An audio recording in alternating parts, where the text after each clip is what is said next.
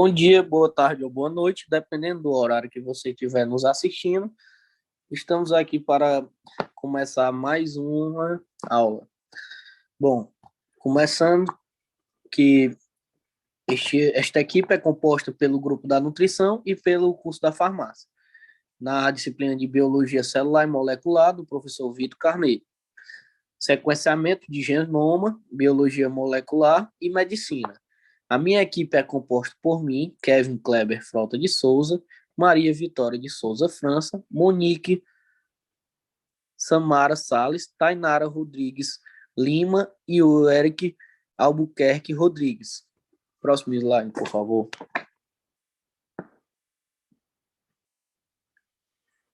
O livro que a gente utilizou para fazer as pesquisas foi este livro que vocês podem ver, um material didático. O capítulo nosso era o 17. E pode passar para o próximo slide. Aí eu vou começar com as proteínas com defeito causam doenças. As, as proteínas, elas causam doenças através da bioquímica e genética, a ciência que revelou o genotipo e o fenotipo, que são DNA e proteína. Tem sido descrita com clareza em vírus, modelos de organismos procarióticos, eucarióticos, mas ela é igualmente para humanos. Agora a gente vai fazer a parte das mutações genéticas, podem tornar as proteínas disfuncionais. A mutação genética, em geral, expressa-se fenotipicamente na forma de proteínas que diferem aquelas consideradas normais. São as do tipo selvagem, né? A princípio, uma mutação em qualquer gene que codifique uma proteína poderia resultar em uma doença genética, anomalias enzimáticas, proteínas receptoras, proteínas transportadoras, estruturais e outras classes funcionais de proteínas também, que são envolvidas nas doenças genéticas. As enzimas disfuncionais. Enzimas disfuncionais, agora, subtema. Ela foi um tipo de doença que começou a ser mapeada em 1934, porque foi descoberto em urinas de jovens que tinham um retardo mental, continham um ácido chamado fenilpirúvico. Era um subproduto raro do metabolismo do aminoácido fenilanina. Entretanto, apenas 2 décadas depois, em 1954, o fenotipo clínico da doença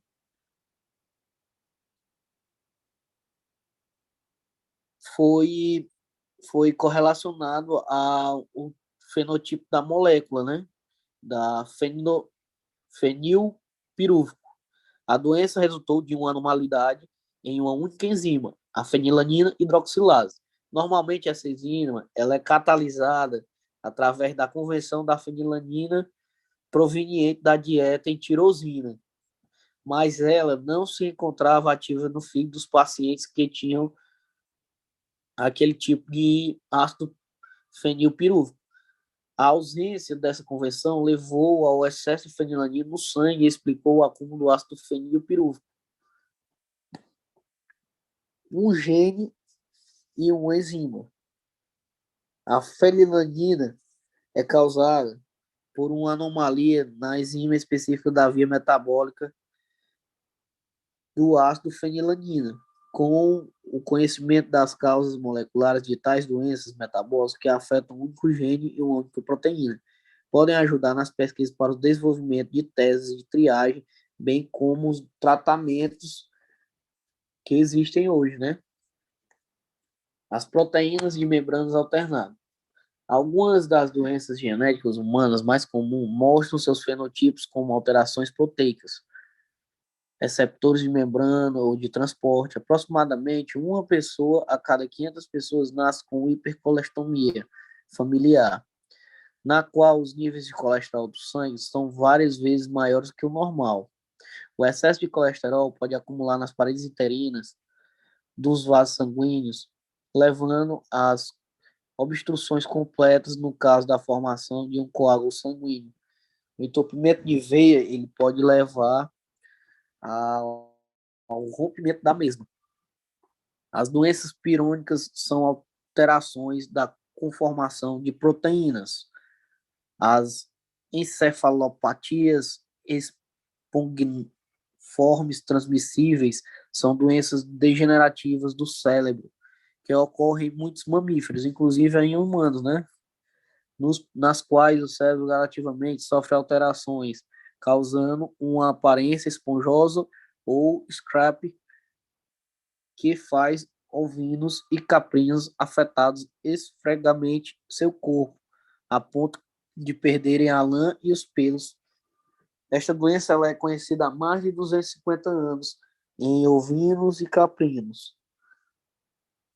Agora, uma das primeiras doenças que foram mapeadas pelos seres humanos, que foi a doença do hemoglobina anomala, que é conhecido, ou hoje, né, atualmente tem o nome de anemia falciforme ou doença das células da foice. Essa doença do sangue afeta geralmente aproximadamente cujos ancestrais originam dos trópicos ou Mediterrâneo.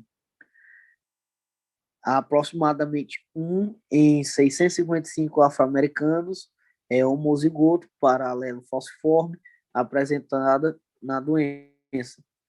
O alelo normal leva à produção de uma hemoglobina normal, que células em células sanguíneas e formação de foice. Essas células tendem a bloquear os estreitos capilares sanguíneos, principalmente quando a concentração de oxigênio do sangue está baixa. O resultado é a lesão do tecido, e, finalmente, a morte por falha dos órgãos. Ou seja, esta doença ela é não só genética, mas também ambiental. Como um ambiente que a pessoa vive e a alimentação dela podem afetar isso. A alimentação, o caso da alimentação é o mesmo ambiente. Se a pessoa não tiver condições de ter uma alimentação, digamos assim, correta para o crescimento do indivíduo, a pessoa não comer ferro na sua alimentação semanal, mensal, ela vai ter a deficiência e uma carência de ferro e vai ocasionar anemia falciforme ou doença das células da foice, né? Como é conhecida hoje. Agora, pode passar para o próximo slide.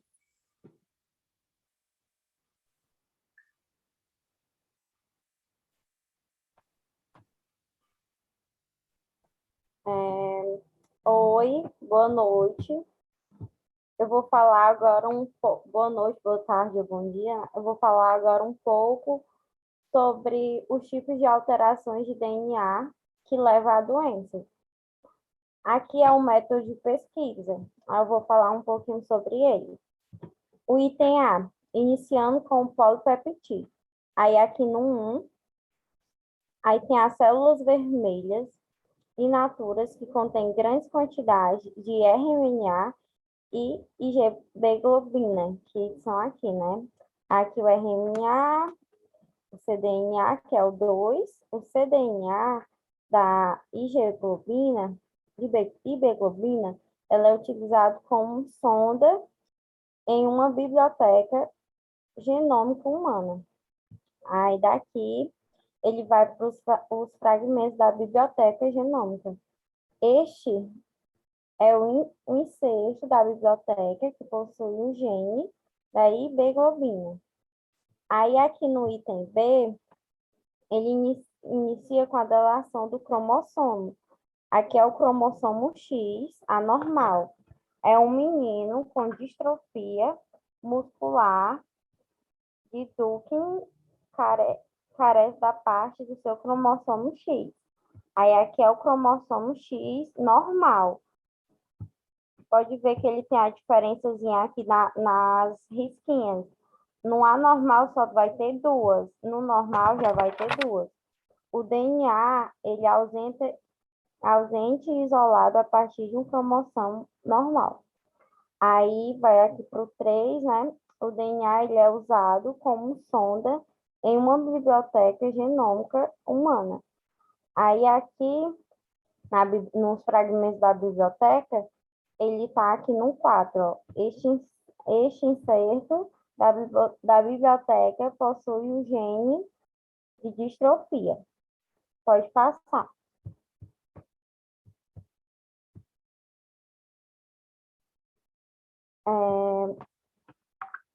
Agora, eu vou falar um pouco... Ai, gente. Agora eu vou falar um pouco sobre as mutações genéticas. As mutações são alterações anormais do DNA de um gene. Os blocos de construção do DNA são denominados de bases. A sequência dessas bases determina o gene e a sua função.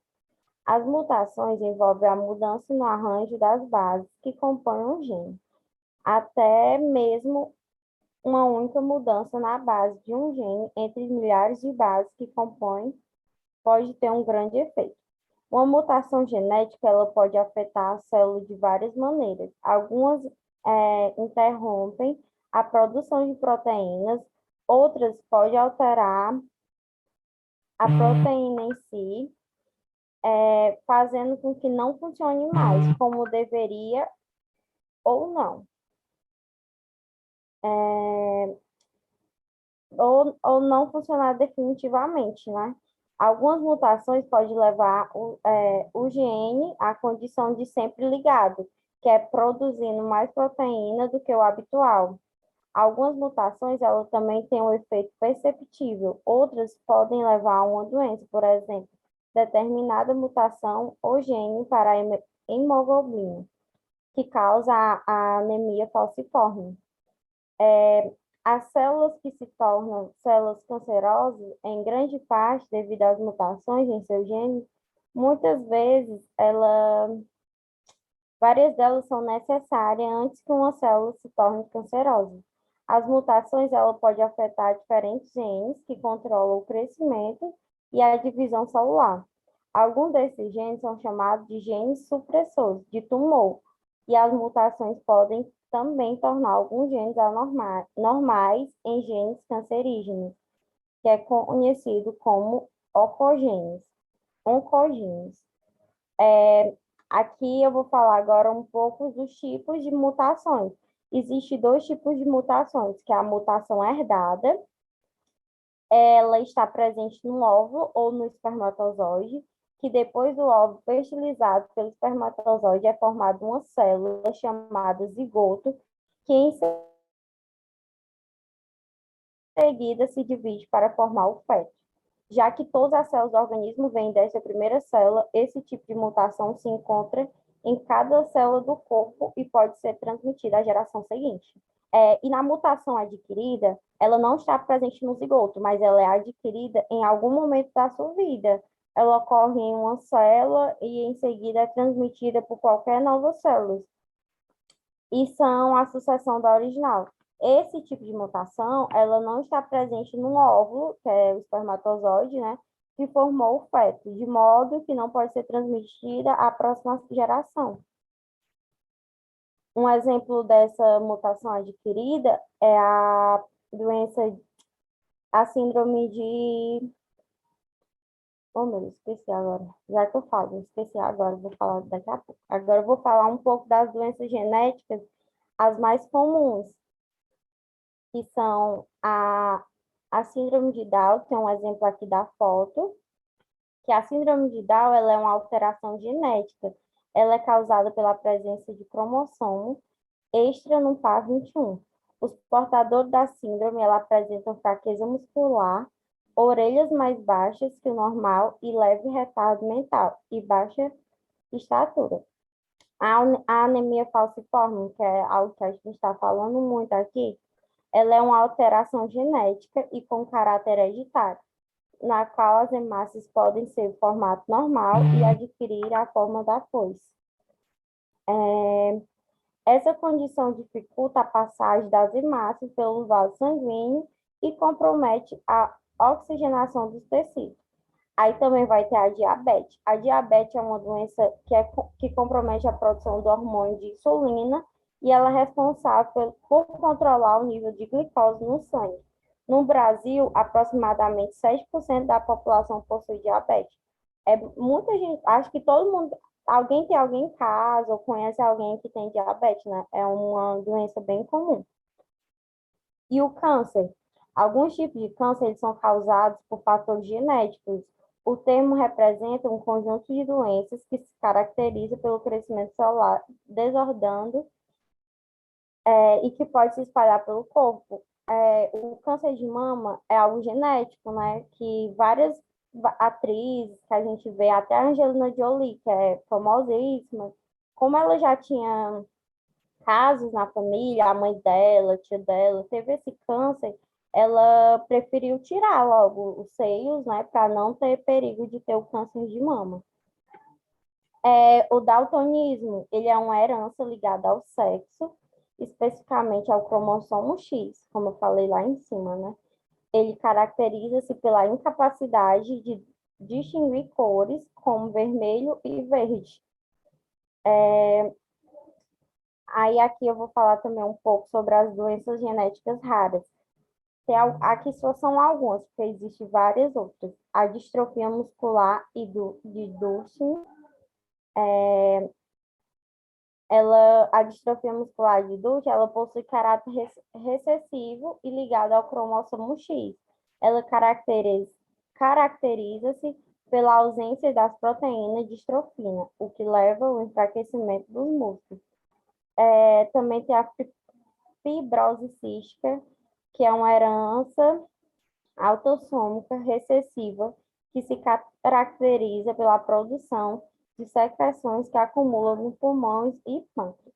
Aí tem a síndrome de Patau, que a síndrome de Patau ela é uma trissomia do 13 e é causada pela presença de um cromossomo a mais, um par de número 13. Essa doença ela causa uma série de alterações físicas e fisiológicas.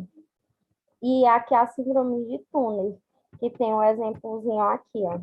É uma síndrome que é uma doença genética caracterizada pela presença apenas de um cromossomo sexual, o X, que dá origem ao seguinte cariotipo, que é o 45, 45X. Por isso, afeta apenas indivíduos do sexo feminino.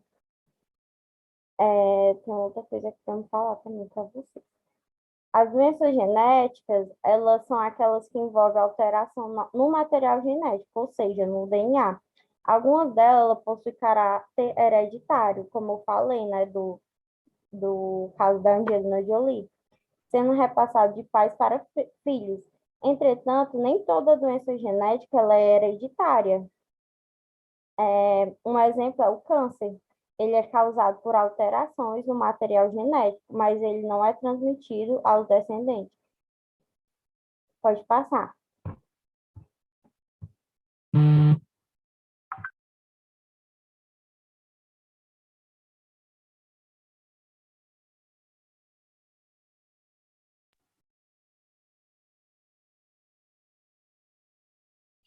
Olá, gente.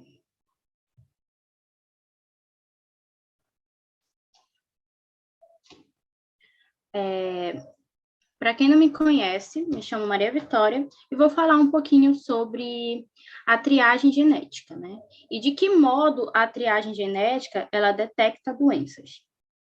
Primeiramente, eu vou falar o que é essa triagem genética. E a triagem genética ela consiste na utilização de um teste para identificar pessoas que apresentam determinada doença genética e que possuem predisposição para desenvolvê-las ou que são portadoras de doenças. E isso pode ser realizado em vários momentos da vida e são usados para vários propósitos. A triagem pré-natal, ela consiste em identificar um embrião ou feto com uma doença de forma que possa ser feita uma intervenção médica ou que sejam tomadas decisões relativas à continuidade da gestação. A triagem genética em bebês recém-nascidos, eles podem ser submetidos à triagem para que haja uma intervenção médica apropriada e que possa ser iniciada rapidamente naqueles que necessitam dela. E a triagem genética em indivíduos assintomáticos, é com um parente afetado por doença de fundo genético, que pode ser testado para determinar se eles portam a doença ou estão predispostos a desenvolvê-la. A triagem genética, ela pode ser realizada tanto ao nível do fenótipo quanto do genótipo. Pode passar. A triagem de fenótipos anormais pode fazer uso da expressão de proteínas. A gente conhece muito o teste do pezinho, né? É um teste que ele é gratuito e disponível pelo SUS, que é o Sistema Único de Saúde. E uma das doenças que é detectada, que é feita nesse teste do pezinho, né? São várias, é o teste para a fenilcetonúria, que já foi falado aqui, né, na nossa aula, já foi citado pelo Kevin sobre essa doença. E esse teste, ele possibilita identificar a doença em recém-nascidos de forma a iniciar logo o tratamento que evita o desenvolvimento do retardo mental dessa criança, né? E ao nível do fenótipo, a triagem genética, ela envolve o exame de uma proteína quanto à sua estrutura e funções anormais. Uma vez que muitas proteínas são enzimas de baixa atividade enzimática, sugere mutação. Talvez o melhor exemplo desse tipo de triagem proteica seja o teste para a fenilcetonúria. Ele possibilita identificar a doença em recém-nascidos de forma a iniciar logo o tratamento, que evita esse retardo mental. Os bebês que nascem com fenilcetonúria, eles apresentam fenótipo normal, pois o excesso de fenilalanina circulante em seu sangue antes do nascimento, ele se difunde através da placenta para o sistema circulatório da mãe, uma vez que a mãe é quase sempre heterozigota e, portanto, apresenta atividade da fenilalanina, hidroxilase adequada. E seu organismo, ele metaboliza o excesso de fenilalanina proveniente do feto. Porém, né, após o nascimento, o bebê ele começa a consumir alimentos ricos em proteína, né? Nesse caso, a gente está falando do leite materno. E a partir daí começa a degradar algumas de suas próprias proteínas. A fenilalanina, ela entra na circulação sanguínea da criança e se acumula. Após poucos dias, o nível de fenilalanina no sangue do bebê, ele pode estar 10 vezes mais alto que o normal. E em poucos dias, o cérebro em desenvolvimento, ele será lesado. E as crianças com fenilcetonúria, elas, as que não forem tratadas adequadamente, elas apresentarão um grave retardo mental. Agora, se for detectada de forma precoce, né, a fenilcetonúria, ela pode ser tratada com dieta especial, com baixas doses de fenilalanina, com o intuito de evitar os danos ao cérebro.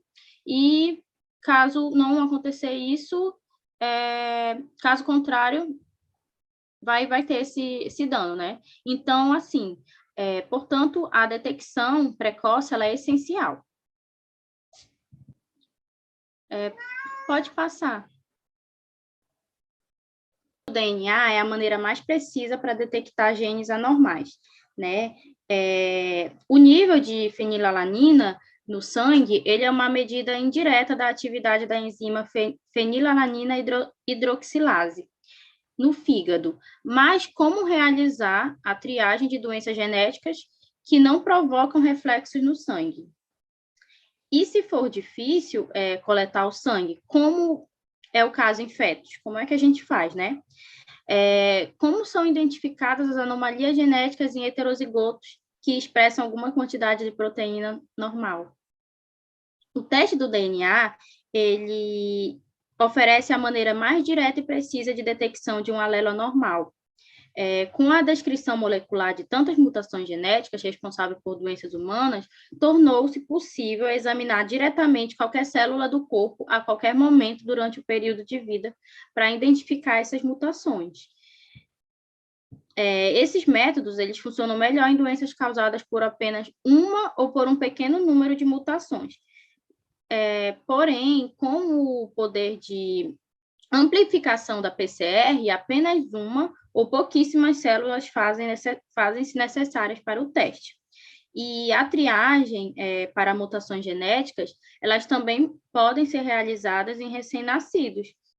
As amostras de sangue usadas na triagem de fenilcetonúria e outras doenças contêm células sanguíneas do bebê em quantidade suficiente para permitir a extração do DNA e a sua amplificação por PCR e o teste.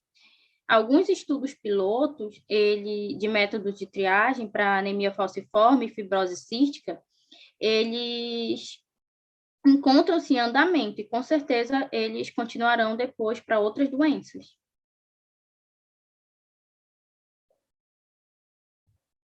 Acabou.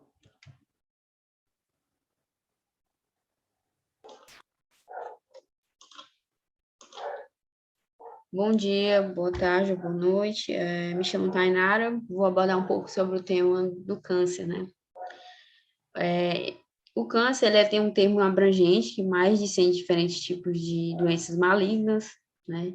Ele tem como crescimento desordenado de células, que pode invadir o tecido adjacentes ou órgão à distância, dividindo-se rapidamente em esta célula, tendem a ser muito agressivas e incontroláveis, né? Determinando que a formação de tumores que podem se espalhar pelo corpo e outras regiões do corpo, que são diferentes tipos de câncer, que correspondem a vários tipos de células do corpo. Quando começam em tecidos epiteliais, como a pele ou como mucosas, são denominadas como carcinomas, né? E se o ponto de partida são de tecidos conjuntivos, como ossos, os músculos ou cartilagens, são chamados de carcinomas. Em outras características, são que diferenciam os diversos tipos de câncer entre si, são a velocidade da multiplicação da célula, que é a capacidade de invadir o tecido e o órgão dos vizinhos ou distante, conhecida como metáfase. Bom, aqui eu vou falar um pouco sobre as células cancerosas, que diferenciam entre as suas homólogas normais. As células cancerosas se diferenciam das células normais de muitas maneiras que permitem crescer, né, sem controle de se tornaram-se invasivas.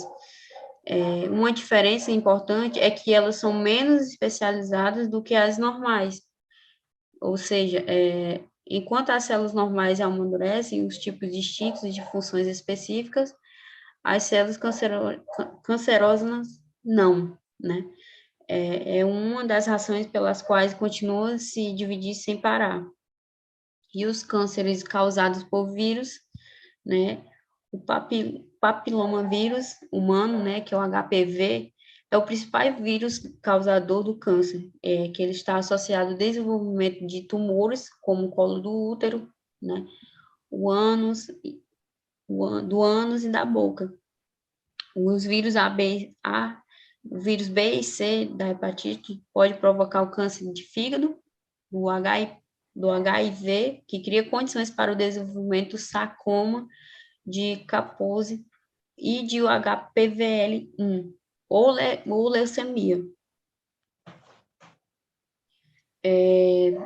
O câncer mais comum, os genes que se alteram no desenvolvimento da agressão do câncer ainda estão no objetivo de uma profunda investigação.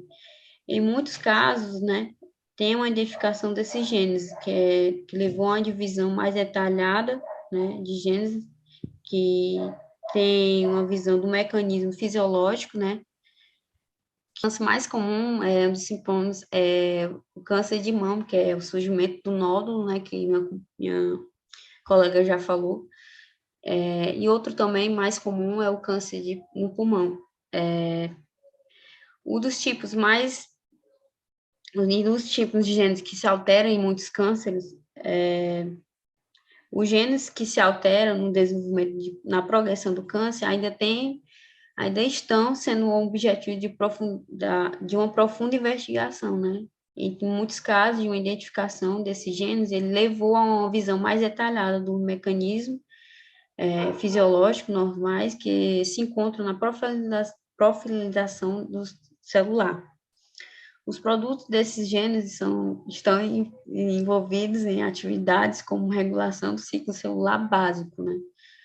Uma transmissão de sinais de crescimento e de uma regulação e diferenciação da morte das células, e estabelece a imortalidade celular.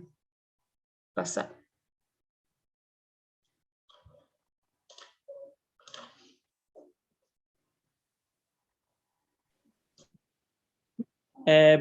Boa noite. Depois de tudo isso que a gente viu, a gente vai ver como são tratadas as doenças genéticas, né? Que na maioria dos tratamentos de doenças genéticas, elas simplesmente tentam ativar os sintomas que afetam todos os pacientes. Para quê? Para que possa ser tratado de uma forma efetiva essas doenças. O que os médicos fazem? Eles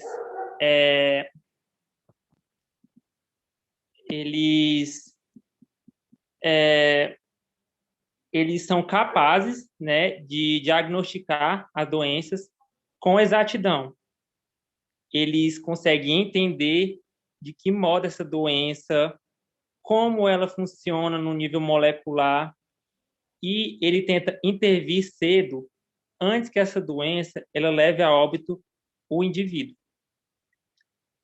Há duas maneiras aqui que tem como se tratamento dessas doenças genéticas, né? A primeira aqui temos a modificação do fenotipo, né? Que as doenças elas são genéticas e podem ser tratadas, sim, mas modificando o fenotipo dela, né?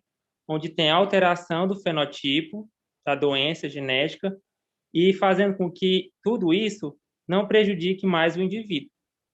Aí temos essa outra, que pode ser realizada de três maneiras, né? Que é por meio de uma restrição do substrato de uma enzima, que é deficiente, e fazer uma inibição de uma reação metabólica e prejudicial, lógico, ou o fornecimento de uma proteína ausente, certo? Aí está dividido aqui em limitação do substrato e os inibidores, tá certo? Na limitação do substrato, nós vamos ter que assim, restringir o substrato de uma enzima deficiente, né? Que é o quê? É a abordagem adotada quando o recém-nascido ele é diagnosticado com PQU, que é a doença que a Maria Vitória falou, né? Que é a fenilcetonúria, que coloca-se no bebê imediatamente quando ele nasce, né? Há uma dieta especial, ele tem que ter uma dieta especial, né? Que contém apenas fenilanina, que é um aminoácido, o suficiente para ele, né?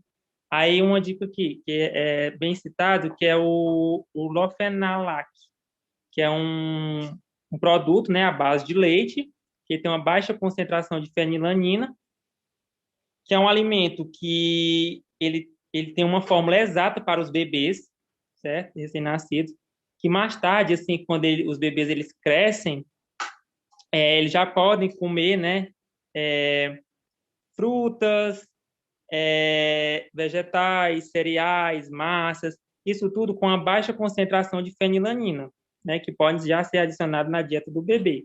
Como a Vitória tinha falado lá, né, eles têm que comer alimentos especiais, e agora eu estou trazendo os alimentos que eles podem ser consumidos.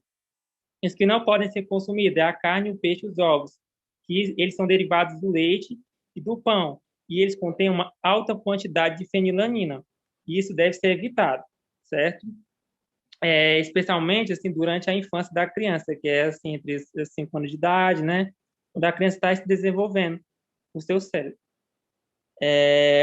O adoçante artificial, ele tem um aspartante, né? Que também ele deve ser evitado.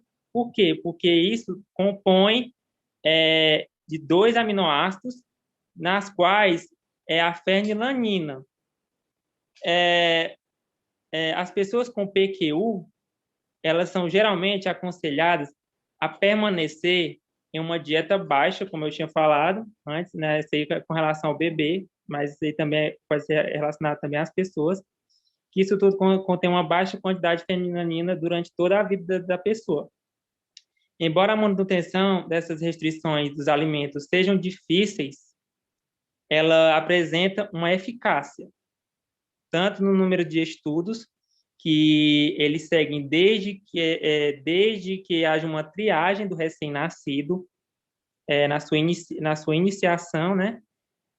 Mostrando que as pessoas com PQU elas podem permanecer na dieta e não diferem do restante de toda a população em termos de capacidade mental. E tudo isso é feito, né? É um feito impressionante na área da saúde pública, desde que é dada, né, severidade, nossa, palavra difícil, do retardo mental do paciente que não está tratado. Aí temos aqui, pode passar o slide. Os inibidores, né? A parte dos inibidores metabólicos, que tem uma imagem bem aí do lado. Pessoas com histórico familiar de hipercolesterolemia, né? Que é um acúmulo nos níveis perigosos de colesterol no sangue, né? Essas pessoas não são apenas incapazes de metabolizar o colesterol da dieta, mas também eles sintetizam grande quantidade dela, certo? Um tratamento eficaz, né, para as pessoas que têm essa doença consiste em uma droga que é uma droga estatina, né, que é uma bioqueia, que é a síntese de colesterol do próprio paciente. Isso é meio estranho, tá vendo a imagem aí. Os pacientes que recebem essa droga, elas necessitam preocupar-se apenas com o colesterol na dieta e não com aquele que suas células produzem, que são os inibidores metabólicos, que também formam a base quimioterápica para o câncer. Tá certo? Uma das estratégias que consistem em manter rapidamente as células em divisão. Uma vez em que essa divisão celular ela é rápida e marca uma distribuição malignidade. Cada nome difícil que a gente vê aqui. Com tudo isso, dá-se uma estratégia que não é seletiva para as células tumorais, que muitas drogas elas podem matar as células cancerígenas, mas a maioria dessas drogas elas causam danos também em outras células em divisão e não concessoras do organismo, certo? Aí temos aí o fornecimento das proteínas. De que maneira? Uma maneira óbvia para tratar este fenotipo, né, dessa doença, em que há uma proteína. Funciona-se pela falta, né, consiste em fornecer a proteína.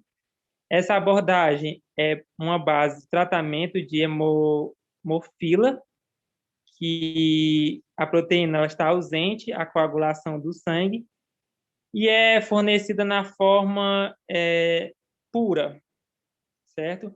A produção dessa proteína nos humanos é através da tecnologia do DNA, que é recombinante a possibilidade de fornecer uma proteína pura, ao invés de um produto do sangue total, que podem evitar uma certa contaminação com o vírus ou com os patógenos, certo? Aí temos aqui a terapia gênica, né? A terapia gênica, ela fornece a esperança de um tratamento específico, evidentemente, se a célula ela carece de um aleito funcional, que seria um ótimo providenciar esse alelo, certo? As doenças que variam desde os distúrbios hereditários raros, que são causados pela manutenção de um único gene, até o câncer é porque cada nome difícil é o asterosclerose, que estão sob a investigação intensiva no esforço de desenvolver tratamentos de terapia gênica, certo? O objetivo da terapia gênica, quais são os objetivos que ela tem? Inserir um novo gene que será expresso no hospedeiro, certo? Esse novo DNA, ele normalmente está ligado a um promotor ativo, uma célula humana, e os métodos que estão sendo desenvolvidos estão em tratamentos e conforme os desafios da tecnologia do DNA e recebimento, certo? Quais são as células humanas que devem ser alvo dessa terapia gênica? Tem a perguntinha aí, ó, pode passar. Tem assim, a perguntinha, quais células humanas deveriam ser alvo da terapia gênica?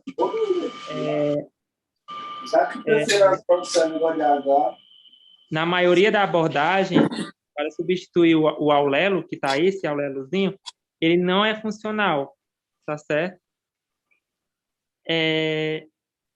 Aí temos aí a adenosina, né, que é necessária para a manutenção dos recortes.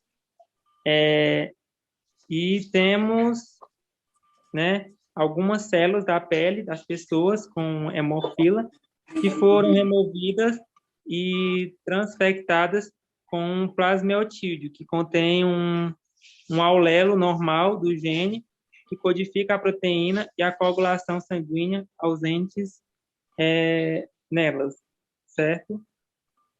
E, terminando, né, esses ensaios são mais ambiciosos e estão em andamento, certo? E que há um grande número de pacientes que recebem essa terapia, certo? E, com tudo isso, temos a esperança de que essas doenças, elas desapareçam ou, pelo menos, melhorem. Obrigado. Recapitulando aqui, a síndrome que eu ia citar acima era a síndrome de Rett, que ela é uma mutação genética raríssima, que ela afeta o desenvolvimento no cérebro de meninas, mulheres, né, de crianças meninas. Em 10 mil crianças, uma menina nasce com essa síndrome. Mas eu vi também que também pode nascer menino, mas aí é mais raro ainda, é raríssima essa doença. E ela não é uma doença hereditária. Eu citei essa doença porque a filha de um amigo meu descobriram agora que ela tem a síndrome de Rett. Que o desenvolvimento dela é super lento e tal. E é isso. Pode passar.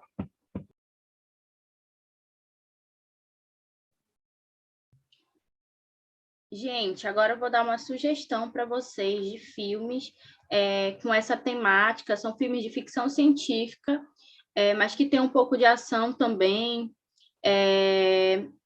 São filmes que falam também sobre genética, DNA e tudo isso, né? Um deles é o Gattaca, um filme de 1997. Eu nunca assisti esse filme, mas ele foi indicado por uma professora de biologia que eu tive. E A Ilha é outro filme, é um filme de 2005. Esse filme eu já assisti, ele é muito legal.